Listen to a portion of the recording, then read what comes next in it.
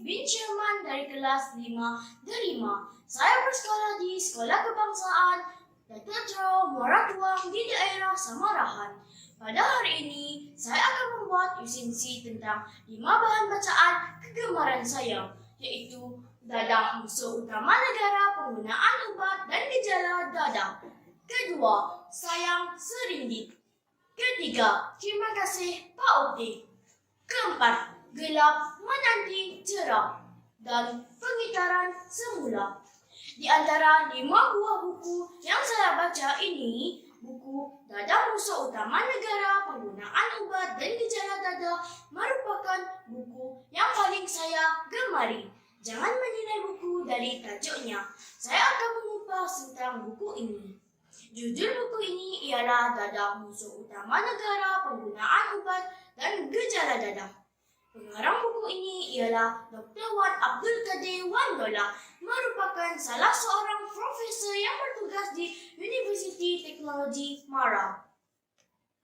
Ulasan buku ini terdiri daripada 4 subtajuk. Bab pertama berkenaan tentang penggunaan obat yang selamat. Bab kedua berkenaan tentang cara menghindari keracunan ubat-ubatan. Bab ketiga berkenaan dengan remaja dan AIDS. Faktor-faktor peningkatan gejala AIDS di kalangan remaja. Dan bab keempat berkenaan tentang penyalahgunaan dadah perangsang. Selepas membaca dan memahami tentang buku ini, terdapat beberapa impak atau kesan dalam kehidupan saya seharian. Pertama, menggunakan obat yang selamat. Kita perlu memastikan penggunaan obat dengan cara yang betul dan selamat. Ini dapat membantu kita mendapat kesehatan yang betul dan berpanjangan. Kedua, dapat menghindari keracunan obat-ubatan. Dengan cara dan kaedah yang diberikan dan cara penyimpanan obat dengan betul, akan dapat memastikan obat yang diambil akan selamat dan menyembuhkan penyakit.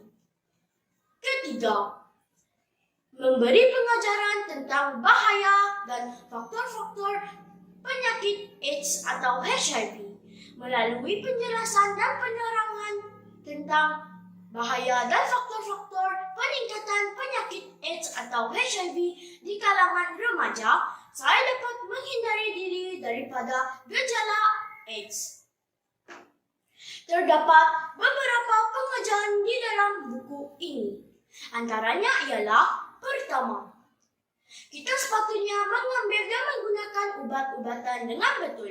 Pengambilan dengan betul dan mengikut arahan pada label dan arahan daripada pakar perubatan dan serta pekerja farmasi. Kedua, kita hendaklah menghindari faktor-faktor yang menyebabkan jangkitan penyakit AIDS atau HIV. Remaja yang dapat menghindari diri daripada penyakit AIDS atau HIV, faktor-faktor negatif akan terhindar daripada jangkitan penyakit AIDS. Sehubungan dengan itu, terdapat beberapa nilai di dalam buku ini. Antaranya ialah: pertama, nilai kasih sayang. Kita perlulah menyayangi diri kita sendiri agar tidak terjebak dalam penyalahgunaan dadah. Kedua, nilai patuh. Kita sepatutnya mematuhi arahan dokter dan pekerja farmasi tentang pengambilan obat-ubatan dengan betul. Ketiga, nilai prihatin. Kita perlulah prihatin tentang isu-isu semasa tentang cara-cara mengelak jangkitan penyakit AIDS atau HIV. Pada pendapat saya, buku ini sangat menarik. Ini kerana dapat meningkatkan ilmu pengetahuan tentang penggunaan obat yang selamat, penyakit AIDS atau HIV, dan penyalahgunaan dadah perangsang. Selain itu, dikaitkan dengan program pendidikan pencegahan dadah yang dilaksanakan di sekolah pada setiap tahun. Buku ini juga dapat membantu saya memahami tentang cara penggunaan obat dengan betul dalam kehidupan seharian. serta pengajaran dan ilmu ini dapat dijadikan panduan dan rujukan perhatikan dalam kehidupan seharian saya. Akhir kata, Malaysia maju tanpa gadah. Itu saja resensi buku dari saya. Sekian, terima kasih.